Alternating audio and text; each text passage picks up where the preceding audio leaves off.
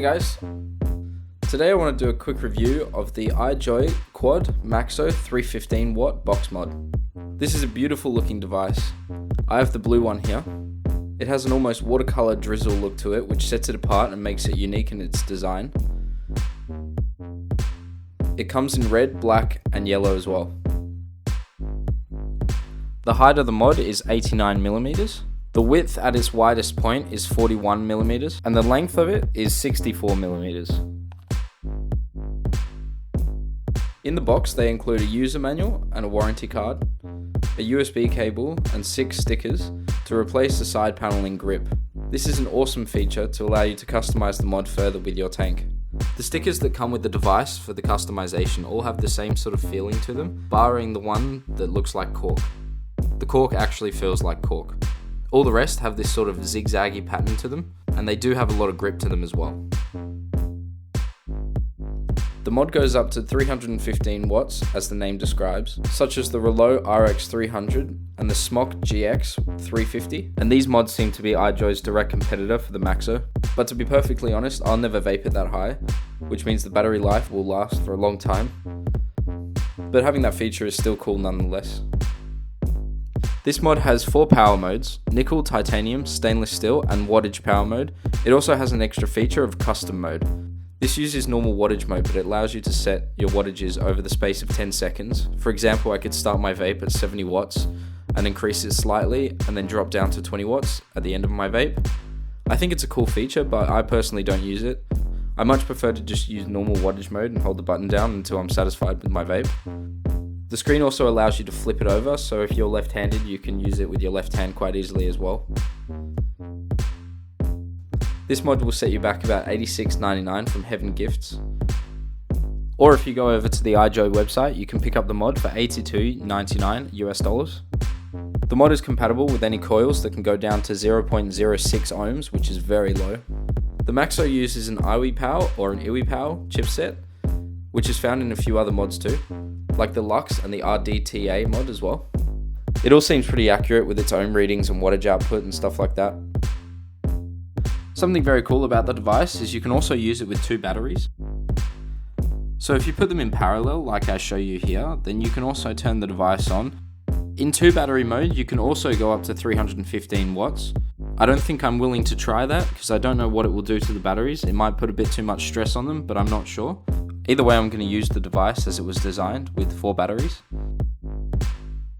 The mod's quite easy to hold. It's quite heavy with the 4 batteries in, but it fits the hand quite nicely. And it fits pretty much any size atomizer as well. It can easily go up to 25mm wide and stuff like that, so I wouldn't be worried about there being any overhang or anything. There's not really any other features to talk about with this device. It's pretty standard and easy to use, so I'll just go right into the pros and cons. Firstly, I really like the look of the mod. I think it's pretty unique, and I also really like the customized stickers they send in the box as well. And my second and final positive is having 4 batteries is a good plus.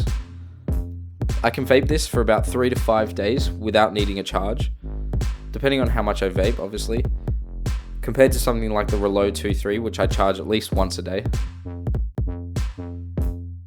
Some of the negatives I found with the mod, and there are a few more negatives than there are positives. Firstly, it's the battery door. It's flimsy and will pop open very easily. It also doesn't shut all the way. There is a gap that I can see through that shows the batteries. This in my opinion is a pretty big design flaw and not entirely safe.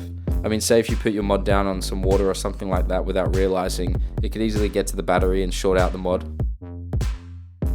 Secondly, it's the overall flimsiness of the device. It doesn't feel that sturdy to me, but other people might express a different view on that. My third negative is the fact that you can't charge the device through the USB port. This leaves the USB port only for upgrading the firmware and not for charging. This isn't good for someone who doesn't own an external battery charger or anything like that. But now I wouldn't recommend charging this device through its USB charging anyway, but this is the first regulated mod that I've used in recent times that doesn't allow you to do so. So that means if you were to buy this mod, you would also have to buy 4 batteries and a charger as well, which puts the device in the realm of an expensive mod. And for the overall price, you're better off buying something a bit more expensive anyway. All up, the device will cost you about 80 to 90 Australian dollars, and the batteries will also cost you about $40 to $50. and the charger will cost you between $40 and $50 as well. That gives you a total cost of about close to $200 if you're Australian. And for my US vaping friends, about $140 to $160 US, depending on the shop you buy it from. And my final negative is, once again, something to do with the battery door. The mod doesn't sit flush on the table with the batteries in.